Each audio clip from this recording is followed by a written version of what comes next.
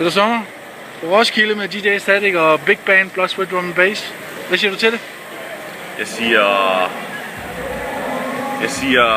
GRRRRR til det. Altså, jeg gider ikke sidde og råbe på den her dårlige mikrofon, der er på en iPad. Men det var sådan en råbeting. Man fik lyst til at råbe. Bandet var på, publikum var på. Det var sådan... Det var sådan en Las Vegas-stil, ikke? Jeg synes virkelig, at når jeg så de der smooth hiphopper, sorte som hvide, shine ned ad gulvet, det var sådan... Hey, jeg har lyst til at skænke en drink op, og det var søndag nat. Getting drunk. Det var fedt. Du har så meget tilbagelænet sangstil. Et helt big band bag dig. Hvordan fungerer det?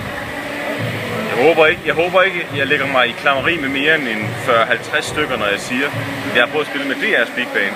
Det her, det var meget bedre. Til min ting. Så har jeg gjort det. Lagt mig ud af.